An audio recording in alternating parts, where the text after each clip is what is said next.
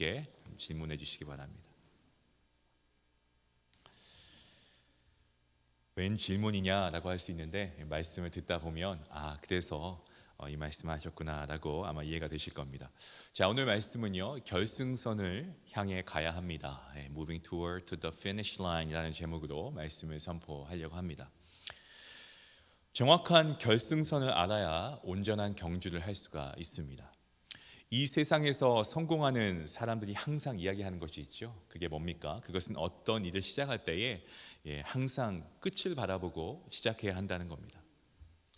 어떤 프로젝트를 해도 그렇고요. 그리고 가정을 꾸리는 것도 그렇고, 우리가 자녀를 키우는 것도 그렇고, 혹은 학생들이 학교에 가서 공부를 하는 것도 그렇고, 이 having the end라고 할 수 있죠. 마지막은 항상 생각하면서 시작하는 것이 중요합니다. 자, 그런데 문제가 있습니다. 그것은 세상을 살아가면서 정말 자신이 열심히 달려가고 있기는 한데 이 피니시 라인이 어디인지 모르고 달려가는 경우가 많다는 거죠. 그러다 보니까 혼돈이 있고요. 또 그러다 보니까 두려움이 있고요. 불안함이 있습니다. 이러한 감정들 속에서 정말 우리가 갈팡질팡하면서 살아가는 우리의 모습을 보게 됩니다. 한 예화가 있습니다. 한참 전의 일인데요. 시골에서 평생 거기서 태어나시고 자란 할머니 한 분이 계셨는데 그 딸이 일찍이 미국 사는 청년을 만나가지고 결혼해서 미국으로 이민을 가게 된 겁니다. 그 할머니 딸의 소식이 너무 궁금했어요. 그래서 이게 옆집도 아니고 같은 한국 땅도 아니지 않습니까? 그래서 미국에서 어떻게 살고 있나, 내내 얼마나 안부가 궁금한지, 그러고 있던 찰나에 본인의 마음을 이 텔레파시가 통해내는지 딸이 비행기표를 보낸 거예요. 평생 시골에만 살다가 비행기라고 하는 것을 이거 들어보기만 했지 타본 적도 없고 본 적도 없는데 이걸 탄다고 하니까 막 기대가 되는 겁니다.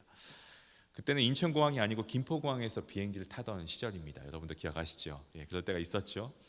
그래서 10시간 넘게 비행기를 타고 미국으로 가야 되는 겁니다. 정말 마음에 이거 어떻게 가나 이러면서 두려운 마음도 있고 좀 각오를 하고 그리고 비행기를 탑승했는데 딱 타고 보니까 이쪽에 왼쪽 편에 보니까 들어가는 왼쪽 편에 보니까 자리가 텅텅 비어 있는데 이 오른쪽에 있는 좌석보다 자리가 훨씬 넓어 보이고 편해 보이는 겁니다. 그렇죠? 일반석이 아니고 비즈니스석인 거죠. 그래서 할머니는 냅다 글로 가는 겁니다. 가서 거기 앉는 거예요.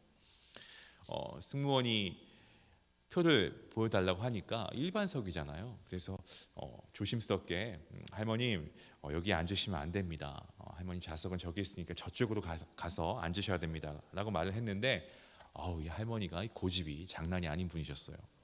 그래서 꿈쩍도 안 하시고 오히려 이렇게 당당하게 말씀하시는 거죠. 아니, 당신 집에 어른도 없냐?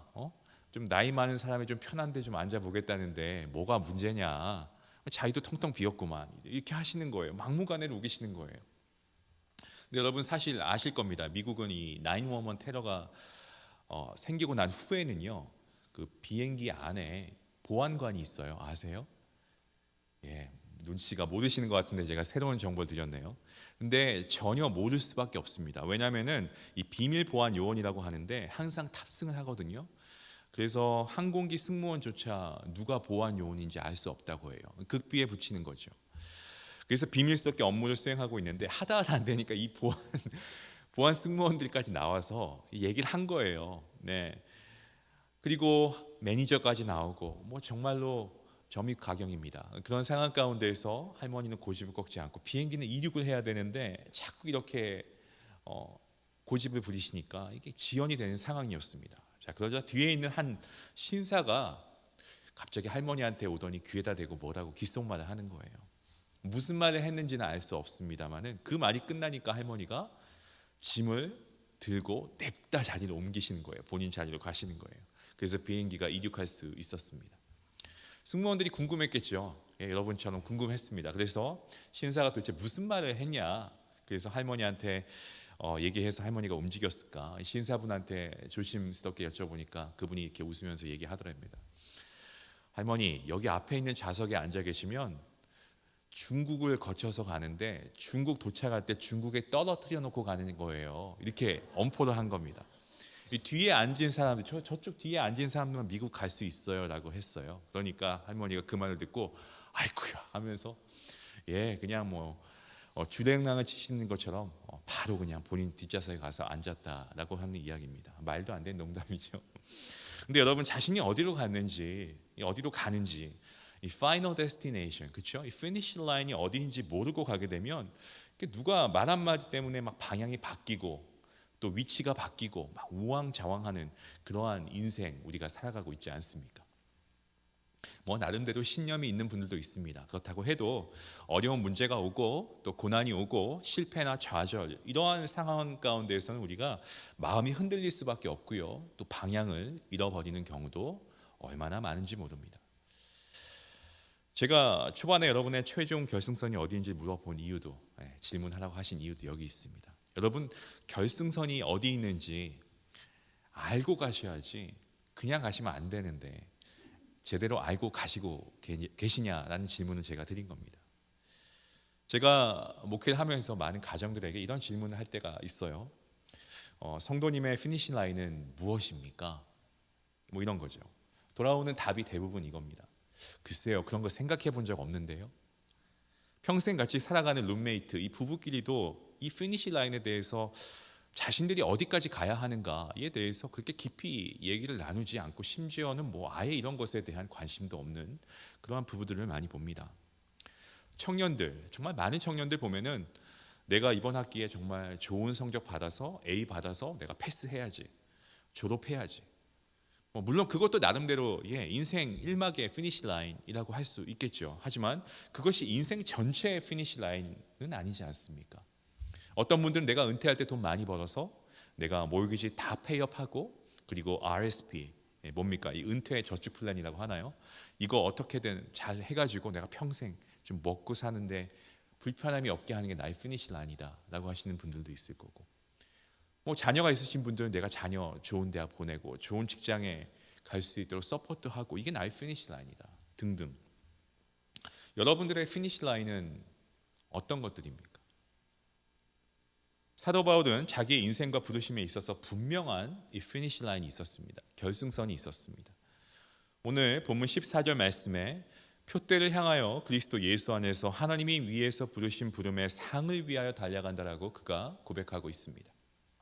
여러분 바울은 복음을 위해서 고난을 받은 인물 아니겠습니까? 억울합니다. 우리가 지난 2번에 걸쳐서 바울에 대해서 계속 이야기를 하고 있는데 그의 삶은요 정말 억울한 삶입니다.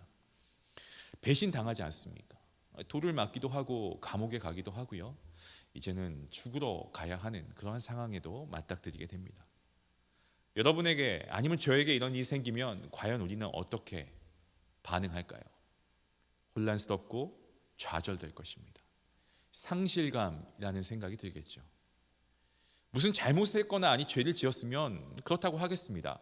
아니 하나님께 불순종했다라고 하면 하나님께 매맞는 거니까 이러한 어려운 거 환란이 있어도 그럴 수 있겠다라고 생각하지만 하나님을 잘 섬기고 하나님 나라의 확장과 성숙에 기여하기 위해서 그가 수고하고 애쓰고 있는 가운데 어려움이 찾아오는 겁니다. 그럼에도 불구하고 바울은 어떻게 합니까? 끝까지 달려갈 수 있습니다. 왜냐하면 저와 여러분이 세상에서 붙잡고 있는 피니시 라인이 아닌 바울은 또 다른 차원의 피니시 라인을 향해 달려갔기 때문에 그렇습니다.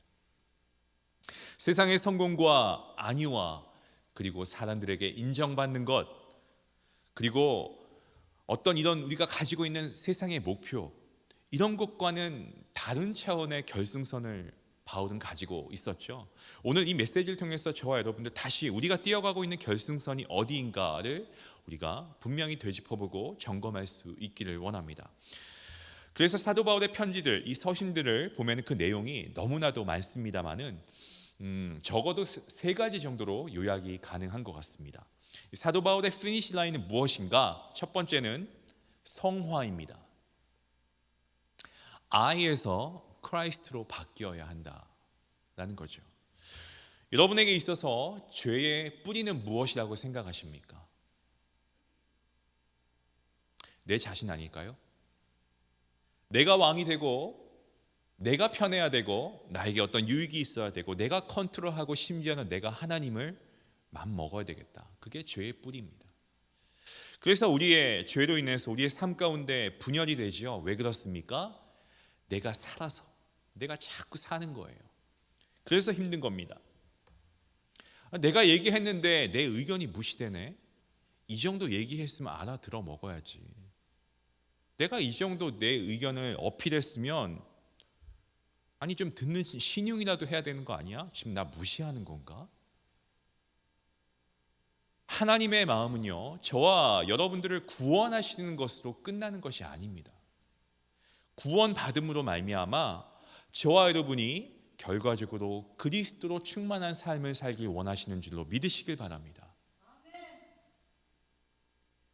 그리스도로 충만하지 않기 때문에 우리가 방황하는 겁니다.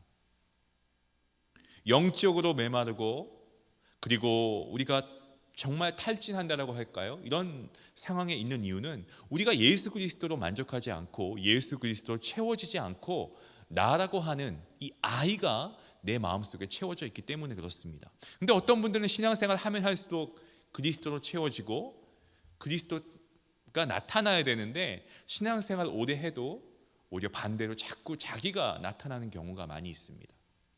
가정도 그렇죠. 가정에서 평화가 이루어지고 한 몸이 되려고 하면 좀 내가 죽어야 되는데 자꾸 내가 살다 보니까 가정 안에 불화가 생기는 거 아니겠습니까? 사도 바울 그는 단순히 천국 가는 구원에 대해서만 그가 언급하고 있지 않고요, 결승선에 대해서 그는 중요하게 생각합니다. 그리고 구원받는 것으로 끝나는 것이 아니고 내 안에서 그리스도가 드러나고 내 안에서 그리스도로 충만해지고, 그리고 내가 그리스도를 더 알아가고, 그리고 내가 그리스도를 사랑하는 것, 우리 자녀에게도 그것이 피니시 라인이 되어야 한다라고 그가 이야기하고 있는 것입니다. 어거스틴 히포라고 하는 인물은 이렇게 이야기했습니다. 하나님을 위하여 우리는 창조되었으며 우리의 영혼은 그분 안에서 안식을 찾기 전에는 절대로 평안을 얻지 못하게 되어 있다. 사실 저와 여러분들이 자꾸 불만족하고 평안이 없는 데는 이유가 있습니다. 그것은 아사주생, 내가 죽고 주님이 사셔야 되는데, 아사주생, 내가 죽고 예수님이 사셔야 되는데, 예수 그리스도가 살아야 되는데 자꾸 내가 살아나기 때문에 나의 입장, 나의 주장, 나의 고집, 나의 판단, 내가 원하는 것, 가정에서도 내가 원하는 게 안 되니까 불행한 거 아니겠습니까? 교회에서도 내 입맛대로 안 되니까 속상한 거 아니겠습니까? 그리스도를 깊이 알아가기 위해서는 우선적으로 그리스도를 우리가 구주로 영접하는 것부터 시작하죠. 맞습니다. 하지만 거기서 끝났다라는 것이 아니고 우리가 계속해서 우리가 그 관계를 지속적으로 가져가야 한다는 거죠. 갖고 가야 한다는 겁니다. 주의할 점이 있습니다. 그것은 관계가 시작되었다고 해서 예수 그리스도를 그냥 저절로 알아가는 것도 아니라는 거죠. 알리스터 맥클레스는 이렇게 이야기합니다. 그리스도를 안다는 것은 저절로 되는 일이 아니다. 그것은 선물이다. 그러므로 받아야 한다. 그것은 씨앗이다. 그러므로 장성한 분량까지 자라 결실을 이루기 위해선 심어야 한다. 그것은 특권적 관계다. 그러므로 절대 당연시하지 말고 소중히 가꿔야 한다. 그래서 여러분, 사도 바울은요, 매일 매 순간 자기 자신을 십자가에 못 박지 않습니까? 저와 여러분들이 매일 정말 오늘도 여러분 자신을 십자가에 못 박지 않으면 내 안에서 오늘 그리스도가 드러나지 않고 내가 드러나게 된다라는 것입니다. 그래서 사도 바울은 오늘 본문에 나타나지 않지만 2절과 3절에서 이렇게 이야기합니다. 나는 육체를 신뢰하지 않겠다라고 이야기합니다. 몸을 상해한다는 것, 2절 말씀에 육체를 신뢰한다는 것은 2절을 보시면 몸을 상해하는 것과 마찬가지다 하면서 헬라어로 텐카타토멘이라는 말을 사용하고 있습니다. 근데 진정 저와 여러분이 예수 그리스도를 의지하면 영적인 할례를 받게 되는 것인데요,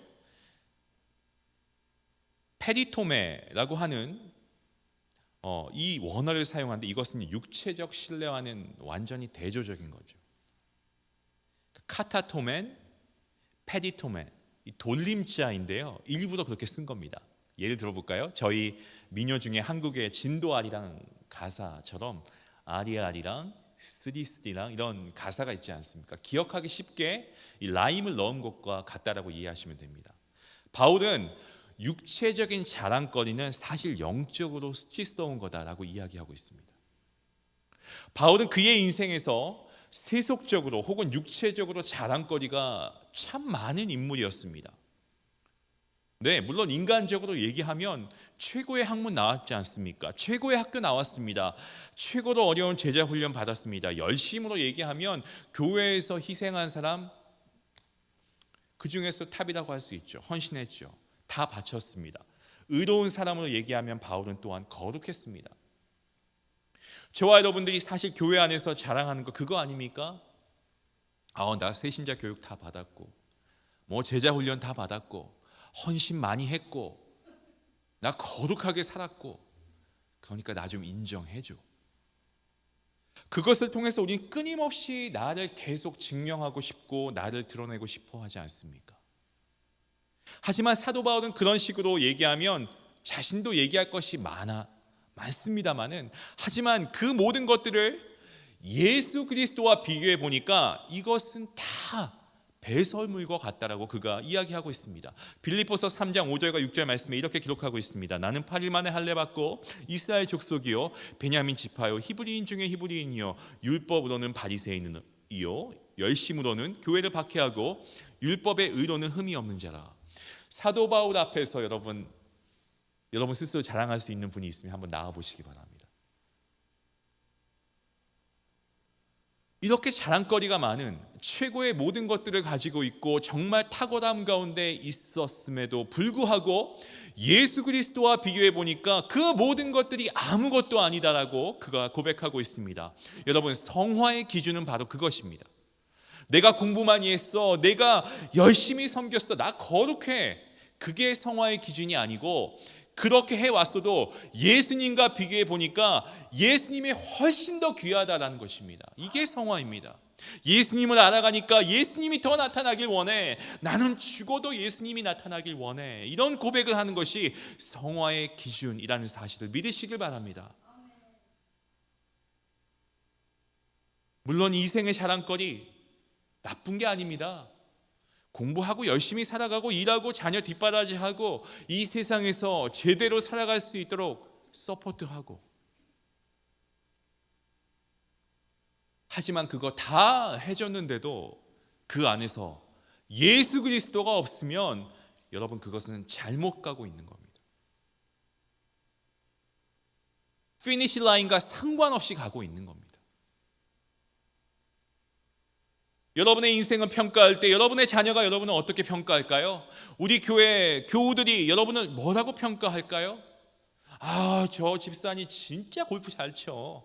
야, 저 집사님랑 가면은 식사 걱정 안 해도 돼. 물주야 물주. 돈 진짜 많이 벌었어. 여러분 그걸로 그냥 끝나실 겁니까? 하나님께 예배하는 성도라면 적어도 이런 평가 받아야 되지 않겠습니까? 저 성도님, 저 권사님 보면 참 예수님의 모습이 보여. 예수님 정말 사랑하는 분이야. 야, 저분의 성품 보면은 예수님의 성품이 저러지 않았을까?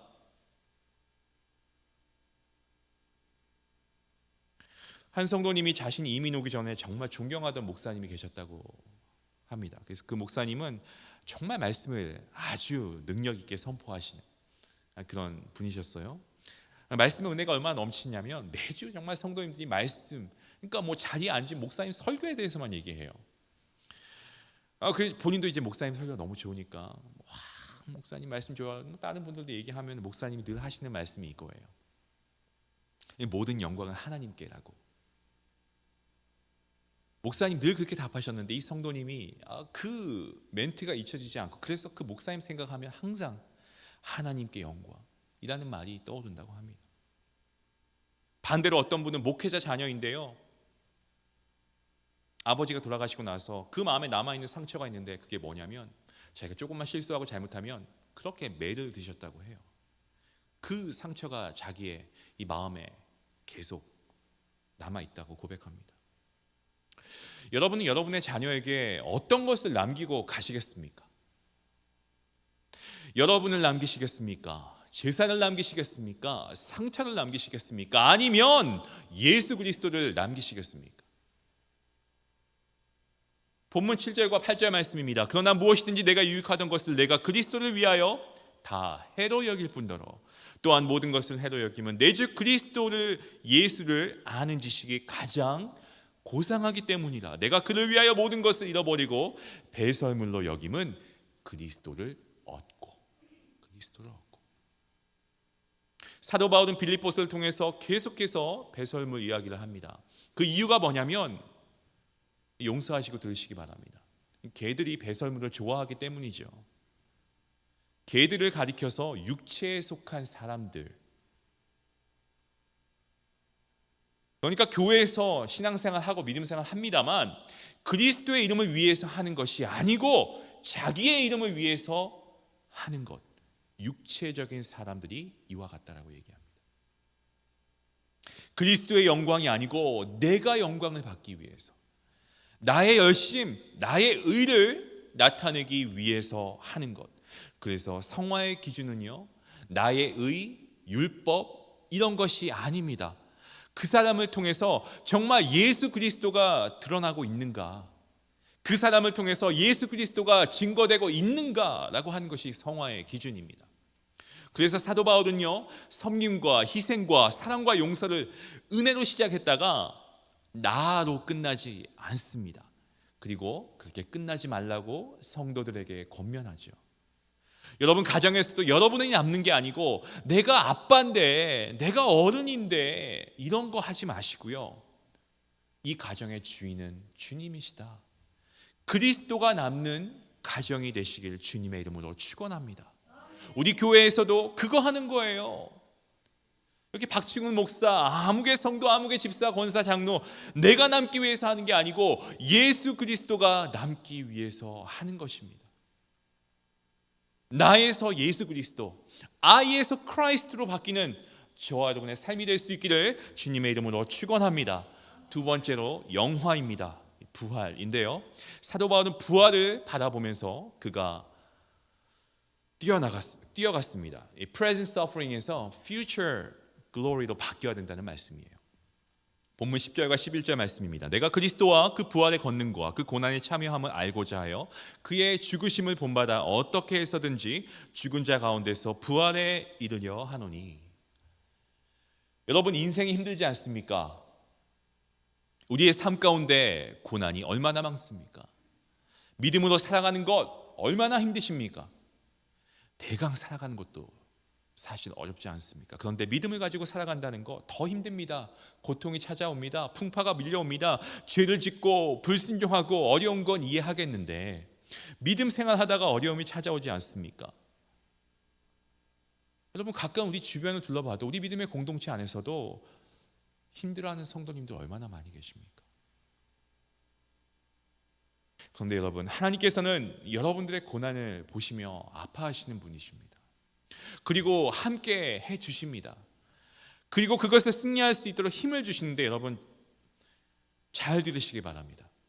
그럼에도 불구하고 우리의 결승선은요, 현재의 고난을 해결하는 것이 피니시 라인이 아닙니다.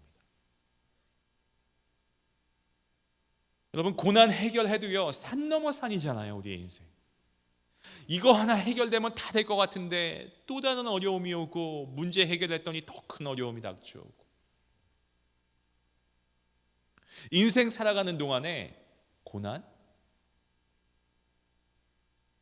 이 고난과 어려움이라고 하는 것의 연속 아니겠습니까? 그래서 이 고난에 집착하면 끝이 없고 헤어나올래야 헤어나올 수가 없습니다. 나는 왜 이럴까? 왜 내게 이런 일이 생기는 거야? 하필 나한테 왜? 지금 이 타이밍에 내 가족에게 왜 이런 문제가 생길까? 하나님 내가 열심히 기도했는데 그 대가가 이겁니까? 하나님 뭐 하세요? 뭐 하고 계세요? 좌절되고 실망되고 그럴 때 우리가 이런 생각하잖아요. What's the point? I just want to walk away. Just want to walk away. 목회하면서 이런 분들 많이 봤습니다. 사도 바울 복음 때문에 감옥에 가고 돌 맞고 지금 순교하는 자리로 가고 있습니다. 그도 아팠고요, 어려웠고 고난에 있었습니다. 고생했습니다. 그럼에도 불구하고 그것에 연연하지 않고 얽매이지 않는 이 바울을 보시기 바랍니다. 어떻게 그럴 수 있습니까? 왜냐하면 바울은 장차 다가올 영광의 부활을 그가 바라보았기 때문에 가능합니다. 저와 여러분들에게도 이 future glory 바라볼 수 있는 믿음이 있으면 좋겠습니다. 여러분, 부활을 믿으십니까? 정말 부활을 믿고 계십니까? 부활절 예배에서나 장례식에서 우리가 부활과 관련된 설교를 듣지 않습니까? 그때 우리가 부활에 대한 메시지를 들으면서 아멘이라고 합니다. 자, 일상으로 돌아와서는요,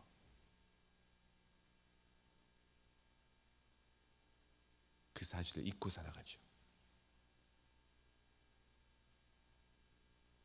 많은 분들이 부활이라고 하니까 아주 편협적인, 아주 제한적인 아이디어를 가지고 계십니다.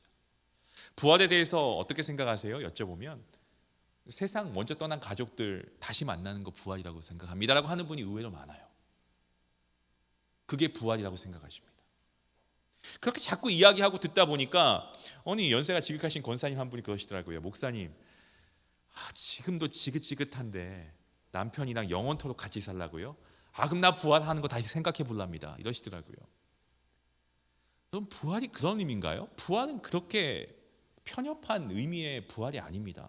내가 좋아했던 사람, 사랑하는 가족 다시 만나는 것 부활입니까? 성경에서 이야기하는 부활은요, 다른 개념이에요. 우리 예수님께서 부활하신 주님이신 줄로 믿습니다. 주님 부활 어떻게 하셨습니까? 어떤 부활입니까? 하나님 오른편에서 하나님의 보좌 가운데 하나님의 영광, 하나님의 임재 가운데 계신 겁니다. 예배의 절정 가운데서 하나님의 영광을 맛보고 하나님의 임재하심을 우리가 경험하면서 하나님의 얼굴을 바라보는 것이 부활입니다, 여러분. 여러분, 예수 그리스도를 통해서 저와 여러분들에게 이미 부활의 약속이 있음을 믿으시기 바랍니다. 그렇다면 예수 그리스도를 통해서 저와 여러분들이 주어진 이 부활의 약속, 우리가 그 부활을 믿고 살아가는 것은 무엇인가? 지금 당장부터요, 그 부활을 맛보고 일어나는 것이죠. 현재의 부활은 무엇입니까? 내가 예수 그리스도 안에서 부활한 사실을 분명히 믿고 미리 용서받고 앞당겨서 미리 우리가 그 부활을 통한 자유함을 누리고 과거의 저주에서 벗어나서 우리가 정말 미리 회복을 경험하고 옛 습관이나 어떤 생활의 모습들, 이런 패턴들을 우리가 다 벗어버리고 새로운 생각과 새로운 마음을 얻고, 지금 현재의 고난은 여러분 it doesn't make sense, 이해가 안 됩니다. 하지만 그럼에도 불구하고 어떻게든지 나중에 예수 지그리스도를 우리가 직접 대면하고, 여러분 하나님께서 그 모든 일들을 그때는 이해하게 해주십니다. 지금은 답이 없지만, 지금은 내가 이해할 수 없지만, 그럼에도 불구하고 우리가 믿음으로 우리가 이러한 상황들을 좀 벗어버리고 일어날 수 있는 것이 여러분 부활의 능력인 줄로 믿으셔야 됩니다. 그러니까 지금 그 영광을 맛보면서 살아가는 것이 부활이라고 바울이 얘기하고 있습니다. 그래서 바울은 그러한 어려움과 고난 가운데에서도 그의 피니시 라인이 내가 복음을 전했고, 내가 개척을 했고, 내가 전도왕으로 인정받고, 내가 사람들에게 인정받아야 되겠다, 이게 아니었잖아요. 사도 바울은 감옥 가고 순교하는 그러한 상황 가운데서도 계속해서 전진할 수 있었던 것은 그의 피니시 라인은 장차 다가올 부활의 영광이었죠. 저와 여러분들에게도 지금 이 present suffering이 아니고 future glory가 finish line이 될 수 있기를 주님의 이름으로 간절히 축원합니다. 한 교회 담임으로 계시는 목사님 한 분이 캄보디아 단기 선교를 다녀오시기도 했어요. 가기 전에 권사님 한 분을 만납니다. 권사님이 몸이 많이 편찮으셔서 말기암 환자분이셨습니다. 다른 교육자들과 함께 이제 단기 선교를 가시려고 하는데 신방을 가려고 하는데 갑자기 급하게 병원에 가셔야 되는 상황이 발생을 한 겁니다. 뜻하지 않은 그런 상황이었고 선교 가는 날이 되어서 하는 수 없이 권사님을 뵙지 못하고 다녀오시게 되었습니다. 선교를 다녀왔는데 하나님의 은혜로 권사님을 만날 수가 있었어요. 근데 더 많이 연약해져 계셨고 권사님을 만났는데 그동안에 식사를 못 하셔가지고 많이 여위신 겁니다. 목사님 너무 마음 아프셨지만 권사님 축복하는 기도를 해드리시고 말씀을 전하시고, 근데 권사님이 목사님이 오는 그 순간부터 얼마나 얼굴이 밝아지는지, 거기 간호하시는 간호사는 물론이고 함께 있는 가족분들이 이렇게 말씀하시는 거죠. 다 나가라고 하고 목사님만 잠깐 뵐 수 있냐고 그 권사님이 얘기하시면서 이렇게 목사님께 얘기합니다. 두 가지 말씀하셨습니다. 첫 번째로, 목사님 감사합니다. 두 번째로 목사님에게 말씀하셨는데 마치 목사님은 자기가 과제를 받은 것 같다라는 그런 느낌을 받으셨다고 해요. 뭐라고 말씀하셨냐면, 아프가니스탄에 있는 식구들을 부탁드립니다. 이제 그 권사님이 섬기시는 그런 목장 가운데 이제 이 아프가니스탄 식구들을 섬기는 그 선교사님을 후원하는 거죠. 그리고 말씀을 이어갑니다. 목사님, 제가 그동안 준비해 온 것이 있었습니다.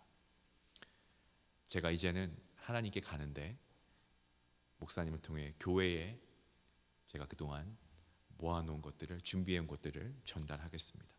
아프가니스탄에 복음이 전해지는 데 꼭 사용해 주십시오, 목사님. 마지막 순간까지 피니시 라인이 이 세상에서 어떻게 살아가는 것이 아닙니다. 하나님께서 주신 피니시 라인 살아가야죠. 지금 내가 원했던 거 이 땅에서 안 될 수 있고요, 실패할 수 있고 무너질 수가 있습니다. 하지만 그런 것들이 피니시 라인이라고 생각할 때에 우리는 우리 스스로 마치 실패한 사람처럼 생각되지 않습니까? 하지만 우리의 피니시 라인은, 적어도 성도의 크리스찬 이 피니시 라인은요, 우리가 그게 아니지 않습니까? 부활이 있으면 우리는 분명히 믿습니다. 영광이 있음을 믿습니다. 그래서 우리가 지금 이해할 수 없어도 언젠가 우리가 주님 앞에 서서 주님의 그 영광스러운 얼굴을 보면서 하나님께서 우리에게 약속하신 그 은혜의 축복들을 우리가 누릴 것입니다. 여러분, 지금 아무리 형편없고 넘어지는 것 같아도 예수 그리스도 안에 있으면 장차의 영광이 여러분의 것임을 믿으시길 바랍니다. 그래서 그거 가지고 저와 여러분 걸어가는 겁니다. 로마서 8장 18절 말씀에, 생각하건대 현재의 고난 장차 우리에게 나타날 영광과 비교할 수 없도다. 비교할 수 없도다. 우리 그런 사람들이에요, 여러분. 아무리 형편없어도, 세상의 기준에서 봐서는 내가 좀 보잘것없어도, 그래서 오늘 우리가 그 부활의 능력을 가지고 있기 때문에 우리는 이런 사람들이기 때문에 우리가 일어설 수 있는 것입니다. 부활의 영광을 가지고 그 믿음을 가지고 살아갈 수 있기를 원합니다. 마지막 포인트입니다. 사도 바울에게는 나보다 예수님, 지금의 고난보다는 미래의 영광, 그리고 세 번째로 교회였습니다. 미에서 위로 바뀌어야 됩니다. 사도 바울이 어디에 가든지 하나님 나라와 복음을 선포했고 결국에 그 열매는 무엇입니까? 여러분, 교회였다는 것을 우리는 주목해야 됩니다. 여러분 보시기 바랍니다. 바울 서신들 다 교회에게 쓴 서신 아니겠습니까? 교회를 세우기 위해서 그렇게 한 거죠. 구원이요? 예, 구원받은 성도가 모인 곳이 어디입니까? 교회입니다. 신앙의 성숙과 그리고 성장 어디를 통해서 이루어집니까? 교회를 통해서 이루어지죠. 은사요? 교회를 통해서 사용하는 겁니다. 직분은 어떻습니까? 교회를 세우기 위해서 직분 얻는 겁니다. 예배 질서요? 규율이요? 예배를 세우기 위해서, 교회를 위해서 다 있는 거 아니겠습니까? 사도 바울은요, 결국에 예수 그리스도와 예수 그리스도의 몸을 세우는데 그의 모든 것을 다 쏟아냅니다. 그런데 오늘날 우리는 예배, 헌신, 나 중심의 헌신과 나 중심의 예배가 되고 있는 경우가 얼마나 많이 있습니까? 내 입맛에 맞는 예배 찾아 떠납니다. 내 입맛에 맞는 설교 찾아 떠납니다. 내 자녀가 가서 좀 즐겁게 교회 다닐 수 있는 프로그램 좋은 그런 환경에 있는 것들을 원하는 교회를 찾기도 하고, 사역을 할 때도 내가 선호하는 사역을 합니다. 그러니까 모든 게 다 뭡니까? 이 나예요. 미 계속하는 겁니다. 끝도 없습니다. 열심은 있습니다. 근데 다 내 주관적인 열심이죠. 다 나의 필요를 위한, 나의 입장을 위한 사역인 것입니다. 소신이 있는데 나를 위한 소신입니다. 내 확신이죠. 여러분, 사도 바울만큼 확신이 있는 사람이 없었습니다. 사도 바울처럼 정말로 정면 돌파한 사람이 없었습니다. 그럼에도 불구하고 어려운 일이 있거나 복잡한 이슈가 있으면은 바울을 보시면 항상 교회에 가서 보고했습니다. 교회와 이 커뮤니케이션, 소통했습니다. 함께 움직였습니다. 늘 공동체를 위해서. 누가요? 바울이요. 여러분, 오늘날 우리의 사역 가운데서도 자기 주장, 자기 고집대로 공동체와는 전혀 상관없는 개인 플레이로, 우리 가정은요 마찬가지지 않습니까? 개인이 잘 되면 돼요. 내가 좀 편하면 되지. 여러분, 그거 아니잖아요. 그거 아니잖아요. 제가 아는 목사님이 브라질 선교를 다녀와서 많은 것들을 느끼셨다고 하더라고요. 아마존, 그리고 이 상파울로, 젊은 선교사님이 그곳에서 선교를 하고 계시는데 정말 굉장히 터프한 환경에서 선교하신다고 합니다. 그리고 아이도 한 명 둘도 아니고 넷 아이들 데리고, 다 어리고요. 사역 감당하시는데 이제 격려하는 차원에서 또 물품도 보급하기 위해서, 그리고 선교 현장도 답사하기 위해서 목사님 가신 거예요. 그래서 간데 정말 현재 상과 상관없이 열심히 선교하시는 분이셨는데, 목사님이 가면서 큰 도전이 된 거예요. 뭐냐면, 아마존에 갔을 때, 혹시 아마존 가신 분 계신가요? 가는 여정이 정말 멀고 험하대요. 상파울루까지 가는데 반나절 가까이 비행기 타고 공항에서 내리는 후 기다렸다가 거기에서 또 4시간 정도 반 정도에 떨어진 마나우스라고 하는 곳까지 또 비행기를 타는 거죠. 근데 하필 항공사가 또 딜레이가 됩니다. 이러면 이제 함흥차사예요. 그래서 하루 종일 상파울루에서 대기하고 있다가 드디어 이 마나우스에 비행기를 타고 마나우스에 도착하고 나서 밤을 샌 후에 이 떼빼라고 하는 곳이 있는데, 그곳에 비행기를 1시간 반 정도 또 타고 비행기를 3번 탄 거죠. 자, 그리고 끝이냐? 이 떼빼에서 이제는 아마존으로 들어가야 되는데, 그때부터 8시간 배를 타고 들어가야 되는 거예요.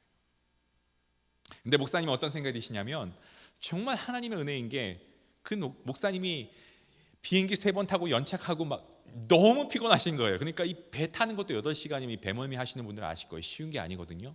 근데 너무 피곤해서 체력이 방전되니까 배에서 골아 떨어지셨대요. 그러니까 하나님의 은혜였다라고 고백하시더라고요. 근데 정말 날씨가 굉장히 더웠어.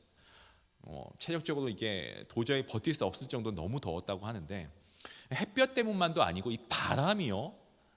아마존에 가실 분들 계시면 잘 들으세요. 이 바람이 어마어마하대요. 바람 때문에 사람이 탄대요. 그 정도로 덥답니다. 그 8시간 타고 가는데 지금은 많이 좋아진 거래요. 그전에는 꼬박 이틀 동안 배를 타야 됐다고 합니다. 근데 이 선교팀이 들어가서 배의 모터도 이렇게 부착하고, 그래서 배가 좀 천천히 가지만 그래도 시간을 엄청 단축한 거죠. 깊은 데까지 거기 가니까 마을 추장과 또 마을 사람들이 전도 다 받은 거죠. 복음을 받은 겁니다. 그래서 정말 마을 주민 모두가 다 예수님을 믿는 모습에 할렐루야 하셨고, 심지어 세례도 다 받은 거예요. 15년 동안 그 사역을 하셨는데, 그야말로 맨 땅에 처음에 헤딩한 거 아니겠습니까? 그 어려운 선교지에서 15년 동안 계속 그 강을 왔다 갔다 하면서 떼빼에 갔더니 선교관이 세워지고 교회가 세워지고 아름답게 아주 이쁘게 지었대요. 목회자도 있고요, 청년 사역자들도 세워지고, 그 목사님이 가실 때 본인 교회 그 청년들 좀 리더들 데리고 가셨거든요. 뭐 간호학과 다니는 학생도 있었고, 변호사도 있었고, 은행원도 있고, 뭐 다양한 직종의 리더십들 다 데려갔는데, 그들도 흔쾌히 휴가 내서 따라갔고요. 근데 가보니까 사역 잘하고 있는 거죠. 사역자도 있고요. 그 목사님이 선교사님으로부터 도전받게 됐는데, 그 선교사님이 향후 5년 안에 은퇴를 하신다고 한 거예요. 목사님 생각에 아직 젊은데, 선교제 잘하고 있는데, 이제 자리 잘 잡았고 부흥되고 있는데 선교센터도 있고, 이런 생각이 드신 겁니다. 근데 선교사님은 앞으로 5년까지라고 하셨대요. 이유를 물으니까 이쯤 되니까 자기가 자기를 의지한다라고요. 다 굴러가는 거죠. 예전만큼 기도하지 않아도, 예전만큼 내가 발로 뛰지 않아도, 예전만큼 그 수고를 하지 않아도 다 돌아가니까 이제는 편해지고 자꾸 나를 의지하게 되고, 나를 의지하려고 하는 자신을 보게 되었고, 그래서 그런 결정을 내리게 되었다고 합니다.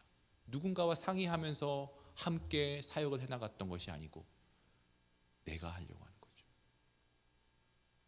여러분, 미가 아니고 위입니다. 교회를 세우는 겁니다. 또 그 목사님에게 도전이 되었던 것이 있는데 그분이 이제 설교를 하신 거예요. 근데 그 설교하신 교회가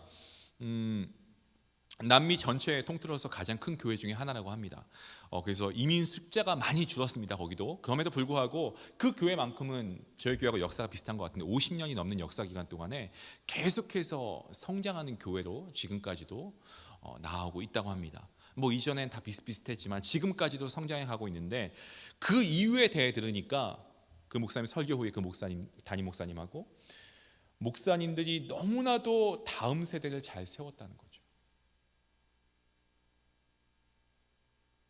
내가 아니고 다음 세대라는 겁니다. 내가 아니고 교회라는 겁니다. 그래서 1대 목사님이 2대 목사님이 3대 목사님을 세워지면서 교회가 너무나도 아름답게 세워지는 거 보면서 그 목사님이 큰 도전을 받았다고 합니다. 내가 목회하는 이유가 무엇인가? 나의 피니시 라인은 무엇인가? 내가 목회하고 있는 교회의 피니시 라인은 무엇인가? 우리 성도님들의 피니시 라인 과연 무엇입니까? 내가 인정받고 내 권리 챙기고 그것이 피니시 라인입니까? 아니면 내가 아니고 교회, 내가 아니고 우리 다음 세대, 내가 아니고 우리 자녀. 여러분, 히스기야 왕 어땠습니까? 그때는 좋았죠. 그런데 다음 세대 하나님의 심판이 온다는 것을 알았을 때 히스기야가 뭐라고 합니까? 나 살아있을 때는 아니구나. 어휴, 다행이다 라고 합니다. 여러분, 지금도 우리 중앙교회 좋습니다. 하지만 다음이 더 좋은 중앙교회가 되기를 여러분 간절히 기도해 주시고 함께 참여할 수 있기 원합니다. 내가 아니고 우리가 교회인 줄로 믿습니다. 미가 아니고 위입니다. 사람을 세우고 교회를 세우고, 여러분 이게 결코 쉬운 게 아닙니다. 가정에서도 이게 안 되지 않습니까? 자꾸 배우자에게 미라고 합니다. 내가 포기가 안 됩니다. 가정에서도 이게 안 되는데 자녀에게도 이게 안 되고 교회에서 하물며 이게 어떻게 가능하겠습니까? 피 한 방울 안 섞인 가족도 아닌데.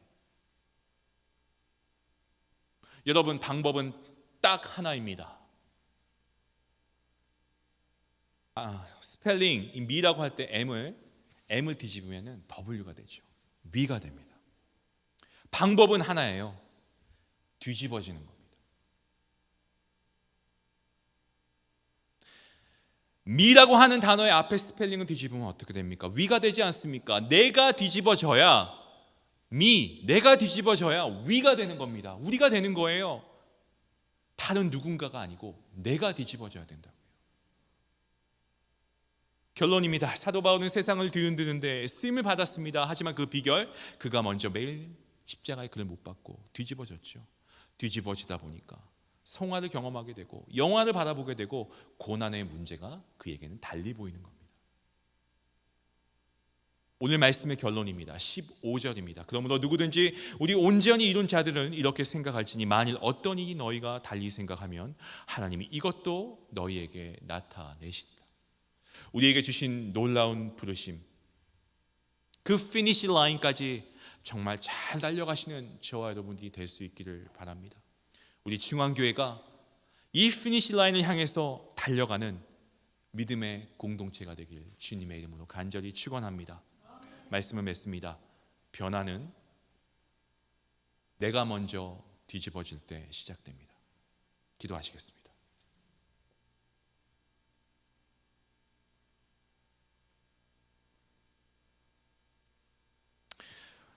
우리가 아직 죄인 되었을 때에 주님께서 우리를 위해 십자가에 달려 보혈 흘려 죽으심으로 우리를 향하신 하나님의 사랑을 우리에게 확증하셨습니다. 하나님의 은혜로 구원받은 천국 백성된 우리 모두 이 시간 오늘 말씀을 통해서 우리의 인생 가운데 이 결승선을 우리가 다시 한번 재배치할 수 있는 귀한 은혜가 있기를 원합니다. 하나님, 지금의 어려움과 문제 벗어나려고 하는 것이 우리의 피니시 라인이 아니고 우리가 나에서 예수님으로 바뀌고 현재의 고난에서 장차 우리가 누리게 될 하나님께서 주실 그 영광스러운 아버지 그 축복과 그리고 그렇게 되기 위하여 지금 이 땅을 살아갈 때에 정말 내가 먼저 변화되고 내가 먼저 뒤집어지는 이러한 귀한 결단을 가지고 하나님께 나아갈 때에 하나님께서 우리의 이 결승선이 이제는 세상의 것이 아닌 하나님께 맞추어지는 그 놀라운 은혜가 있기를 간절히 소원합니다. 주님, 이 시간 우리 귀한 성도님들 마음 가운데 먼저 하나님께 은혜를 구하고 하나님의 도우심을 구하는 귀한 기도가 있기를 원합니다. 우리의 힘으로는 할 수 없사오니 주님, 우리가 뒤집어질 수 있도록 성령 하나님께서 우리 마음속에 감화를 주시고 정말 우리 안에 날마다 말씀을 통한 또한 아버지 주님께서 주시는 아버지 그 놀라우신 은혜로 말미암아 우리가 더 하나님을 닮아가고 하나님이 원하시는 귀한 주의 백성들로 사용됨을 받는데 부족함이 없도록 하나님 우리를 이끌어 주시옵소서. 특별히 우리 중앙교회 주님께서 지난 50년이 넘는 시간 동안 지켜주시니 감사합니다. 이 지역에 정말 우뚝성 교회로 하나님 복음을 전파하게 하시니 감사합니다. 바라옵기는 이제는 우리가 정말 결승선, 우리 중앙교회가 이 결승선을 향해서 달려가는 믿음의 공동체가 될 수 있도록 하나님 함께해 주시고 다음 세대를 준비하며 우리의 자녀들을 이 예배 자리에 함께 초청할 수 있는 귀한 복된 성도들 될 수 있도록 하나님 함께하여 주시옵소서. 감사하며 예수님의 이름으로 기도하옵나이다. 아멘. 준비하신 예물 하나